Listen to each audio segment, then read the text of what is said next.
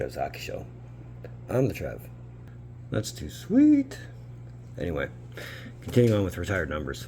And this is another one of those, I hope I do this one right, retired numbers, much like in the style of Lemieux and Jagger and some of the other greats I've done. I really hope I get this one right. This is also another part one, meaning his number was retired here first by the Colorado Avalanche. This is the second number they've retired.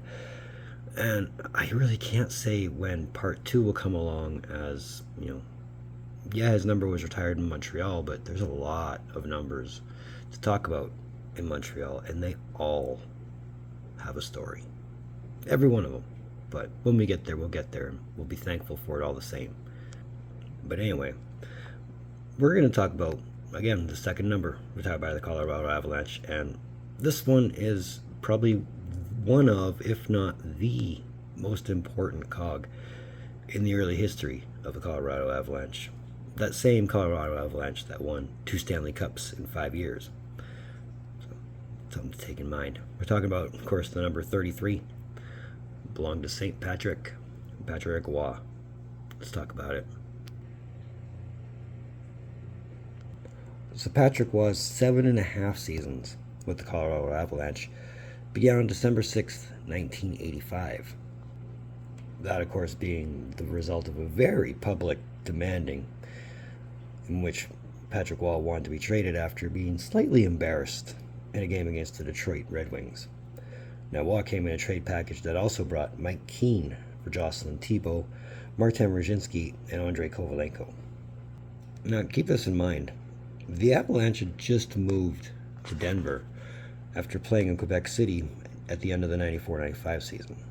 So, not only did Colorado get what used to be the Nordiques, which were already a playoff contender by this point, they also got the best goalie out of the province of Quebec. And at the time, that essentially made them Stanley Cup contenders, seemingly overnight. Now, Roy brings with him, at this point, 2 Stanley Cups, 2 Conn Smythes, 3 Vezina trophies, and 4 William Jennings trophies attached to his name thanks to his time in Montreal. And to be honest, as soon as Roy touched down in Denver, he hit the ground running. Roy would get his first win with the Colorado Avalanche in December 11th game against the Toronto Maple Leafs. And in his first game against his former club, he would turn in a 4-2 win, with Roy stopping a 37 of 39 shots, and then flipping the game puck to Montreal Canadiens head coach Mario Tremblay, because Tremblay was part of the biggest reason he got traded in the first place. Now, in the 96 playoffs, the Avalanche would take out the Canucks and the Blackhawks, both in 6 games.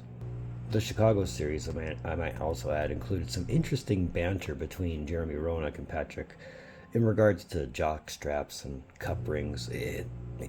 I can't explain it all. It's probably best you look it up. But anyway, after eliminating Chicago, they met up with seemingly thorn in Roy's side in the Detroit Red Wings. I also forgot to add, the Red Wings were also the President's Trophy champs coming into this series. Aside from being a thorn in Patrick Roy's side, and while the Avalanche would take out the Red Wings in 6 games to advance to the Stanley Cup Finals, there would be forces at work in this series that would ultimately define not only Roy's time in Colorado, but also set the stage for the next couple of years of Avalanche Red Wings hockey. We'll talk about them, don't worry about it. Ultimately, though, the Avalanche would be facing the surprise Florida Panthers in the 1996 Stanley Cup Finals. And, well, really, this was kind of a cakewalk for Roy, as he would hold the Florida Panthers to only 4 goals, including a Game 4 triple overtime shutout win to steal the cup for the Avalanche in 4 games. For the Avalanche, this was their first Stanley Cup. For Patrick Roy, this is his 3rd. And Roy would post a 16-6 record in 22 games, putting up a 2.10 goals against, a .921 save percentage, and adding 3 shutouts in the process. The Avalanche winning the Stanley Cup. Now, the 96-97 season was Roy's first full season with the Colorado Avalanche, and it was a case of just picking up right where they left off. Now, Roy would play in his first All-Star game in Colorado, or his 7th in his career overall. And Roy would also have a run-in on March 26th, brawl at the Joe. Yeah, we're going there. And after Waugh would take a wicked cross body from Brendan Shanahan, you would see Waugh go for and engage in probably one of the best goalie fights, in my opinion anyway, with Mike Vernon. Now, ultimately, Waugh would be assessed a minor for roughing and a major for fighting. But this, of course, would not be the last chapter in the Red Wings Avalanche rivalry.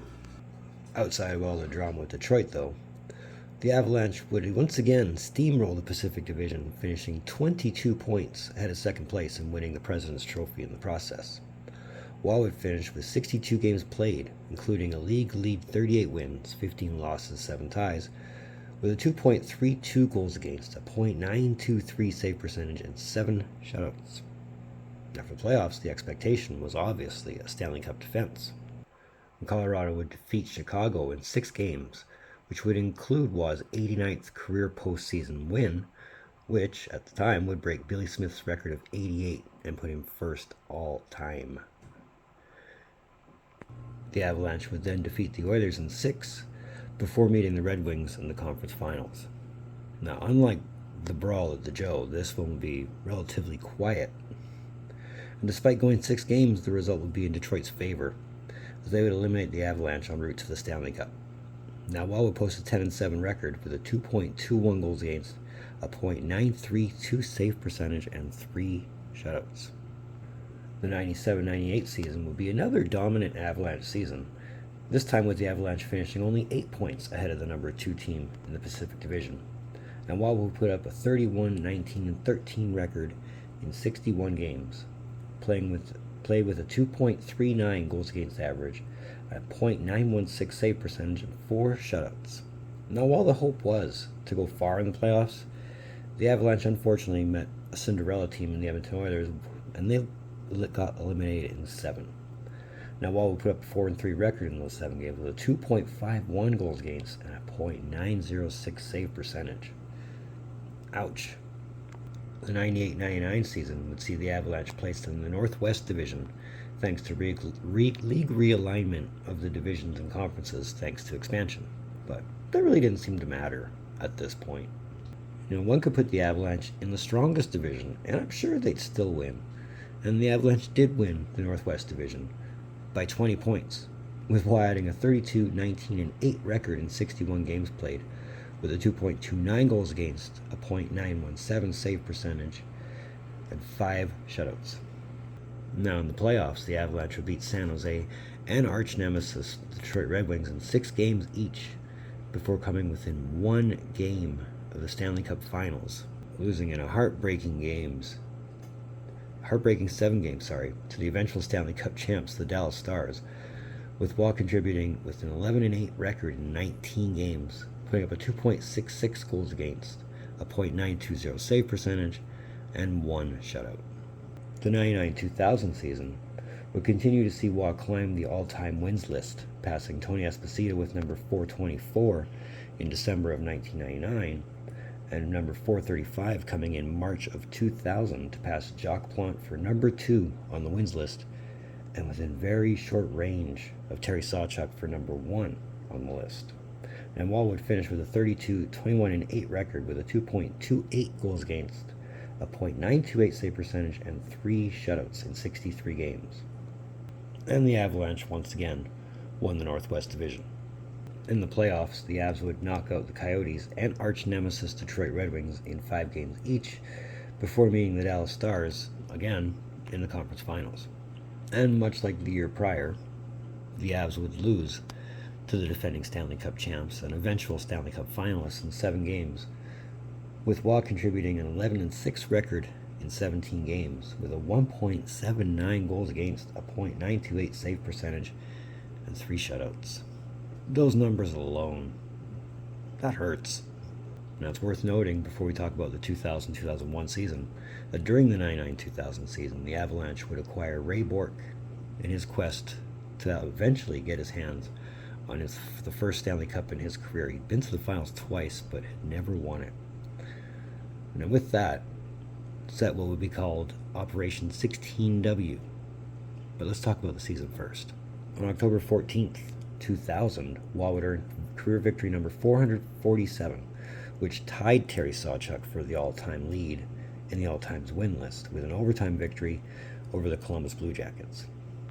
And in another overtime victory on October 17th, 2000, funny enough, that's one of my brother's birthday, Wall would get career win number 448 for sole possession of number 1 on the all-times wins list. And from there, the Avs just kept winning. It's also worth pointing out that on January 12, 2001, Wall would get his 50th career shutout. That's another big milestone. And Wall would also play in the 2001 All-Star Game, which took place in Denver, being one of 5 players to represent the Colorado Avalanche in the game. The Avs would coast along to not only another Northwest Division championship, with the nearest competition, the Edmonton Oilers, trailing them by 25 points, with the Avalanche having the best record in the league. They would win their second President's Trophy in 4 years, with Waugh contributing a career-best 40 wins to go with his 13 losses and 7 ties, putting up a 2.21 goals against, a .913 save percentage, and 4 shutouts. Now, Operation 16W, that I touched on earlier, that was what the Avalanche called their run to the 2001 Stanley Cup. Essentially, with the 98-99 season and the 99-2000 season still being, a thing that really irked them, and with the 99-2000 being the season they acquired Ray Bourque, the expectation has been the Cup for the last 3 years. And being the number 1 seed in the West, there's no reason why they shouldn't, right? Right.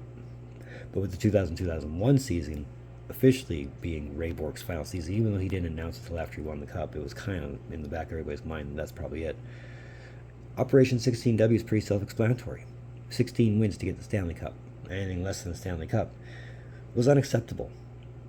Now, being the number 1 seed in the Western Conference, the Avalanche got past the Vancouver Canucks in 4 straight before going the distance with the Los Angeles Kings, and before taking out the St. Louis Blues in 5 to make it to their second Stanley Cup Finals in 5 years.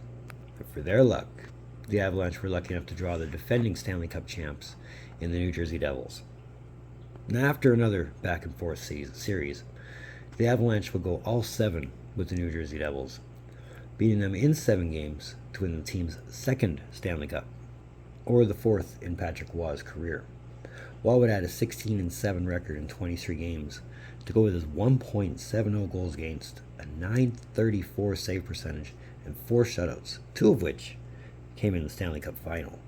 And with numbers like that, it's a little surprise that Waugh would be awarded the Conn Smythe Trophy for the 3rd time in his career as playoff MVP, the most amongst any NHL player, past or present. The 2001-2002 season would see Waugh continue to leave his mark on the all-times wins list, winning game number 500 on December 26, 2001, with a 2-0 win over the Dallas Stars. And the Avs would again win the Northeast Division, with Waugh adding a 32-23-8 record, a 1.94 goals against, a .925 save percentage, and a career-best 9 shutouts. And with his goals against and his save percentage numbers, Waugh would be awarded the William M. Jennings Trophy for the 5th time in his career, as well as his 4th and final first NHL All-Star Team nomination. Now, obviously, the Avalanche had repeat in mind on their track to the playoffs, but this year's playoffs was not easy. The Avs would beat the San Jose Sharks in 7 games, after beating the LA Kings in 7 games, before advancing to play arch rival Detroit Red Wings. In typical Detroit, Colorado fashion, this wasn't an easy series, and once again went a full 7 games. Only here, the Avs' luck would run out as they'd be outscored 9-0 in games 6 and 7 on the way to being eliminated by eventual Stanley Cup champs, the Detroit Red Wings. Now, Waugh would add an 11-10 record in 21 games, with a 2.51 goals against, a .909 save percentage, and 3 shutouts. The 2002-2003 season would be Waugh's last professional season, but it wouldn't be without some history to add. Waugh would become the first goaltender in league history to play 1,000 games, doing so on January 20th, 2003 against the Dallas Stars. He would also be the first goalie to 550 career wins, with number 550 coming in an overtime win on April 4th, 2003 against the Anaheim Mighty Ducks. Now, Wall would earn 551 career wins, and it was the last game of his career on April 6, 2003 against the St. Louis Blues. And Wall would also play in his fifth and last All-Star game as a member of the Avalanche in this season, or the 11th All-Star game of his career, whichever number you prefer to use. The Avalanche would also win their fifth straight Northwest Division championship, only this time by only 1 point, with Wall adding a 35, 15, and 13 record in 63 games played, with a 2.18 goals against average, a .920 save percentage, and 5 shutouts.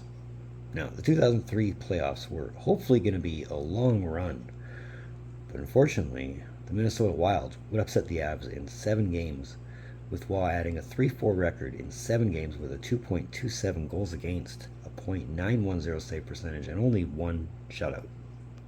So just over a month after being eliminated by the Minnesota Wild, on May 28th, Patrick Wall would announce his retirement from the NHL after a 19-year career and many goaltending records, most of which have since been broken. So that's essentially the story of the number 33 with the Colorado Avalanche, or Patrick Wall's career in Colorado. Now let's talk some stats. So, in 478 games played with the Avalanche, he recorded 262 wins, 140 losses, 65 ties, a career goals against of .918, or a career save percentage, of .918, a career goals against, and a team record of 2.27, 37 shutouts, as well as 17 assists, which is the most by an Avalanche goalie. In the playoffs, 133 games with 81 wins, 52 losses, a .922 save percentage, a 2.18 goals against, 18 shutouts, and 7 assists. He's a 5-time All-Star in Colorado, playing in the 97, 1998, 2001, 2002, and 2003 All-Star games, as well as a 1-time first-team All-Star in 2002. He won the Conn Smythe in 2001. He won the William M. Jennings Trophy in 2002, a 2-time Stanley Cup winner in 96 and 2001. And if you want to include the Jack Adams Trophy as Best Coach of the Year that he won in 2014, when he coached the Avalanche for 3 seasons, we can include that. He was the first goaltender to play in 1,000 games. He's the first goaltender to win 500 games, and by extension, the first goaltender to win 550 games. He has the most Conn Smythe trophies amongst any player in league history. He is named one of the NHL's 100 greatest players during the centennial season. He was elected to the Hockey Hall of Fame in 2006, and the Colorado Avalanche retired his number on October the 28th, 2003. So, now we've gone over the stats. Let's talk about my opinion of the guy. So, my own opinion of the guy. Well, contrary to what others might say, I think Wall is one of the best goalies to have ever played in the league. If not one of the best. I mean, 1,000 games. That's very hard for a goalie to do. He was first. 500 wins. That takes a long time for any goalie to do. He did it first. He's got over 550 of them. Granted, that mark's been passed, but look at the goalies who've done it. It's pretty much taken them their entire career. Some guys retired after 500 wins. Completely defined the style of the butterfly goaltending style, and went against some of the best goal scorers in league history in the 80s, the 90s, the 2000s. He faced them, and a lot of times he faced them down. He was a very hard goalie to score against, unless, of course, he happened to be in Detroit. A fun treat to watch, though, his career in the 80s, 90s, and 2000s. With him moving to Colorado, like I said before, without Watt, it's very hard to imagine the Avs not only as a 1-time Stanley Cup champ, but a 2-time Stanley Cup champ. Like, do those even happen without Patrick Watt? Very hard to say, but definitely one of the best pickups the Avalanche ever had in their early history, and one of the best goalies I've ever seen play. It's another one of them Trev's hockey shows. And I want to thank you for tuning in. Don't think I don't appreciate the gesture, especially if you've made it to this point. And if you have made it to this point, please give me that thumbs up. especially on this one. Like, this one was a no pressure, but hey, there's some pressure to do it right kind of video, and I caught myself messing up a few times, but minor, not enough to say, hey, take two. But either way, I hope you like this one as much fun as I had making it, and hopefully I did this one right. But if you haven't hit like, hit like. Let me know you were here. Let me know you're digging my stuff, even if you're just saying, hey, I can dig that. If you want to, that red button that says subscribe all over it, you know what to do. Trust me, it'll make you feel good. It'll make me feel good. It'll help my algorithm out immensely. Like I said, we're going for 500, so let's make that happen. Moving forward, well, I might just take a day off. I've been a pretty damn busy boy in the last little bit of the month of June, but if I come up with something or something pops up, I'll definitely be here. But either way, in the meantime, and in between time, be looking for more videos from Trev. Later.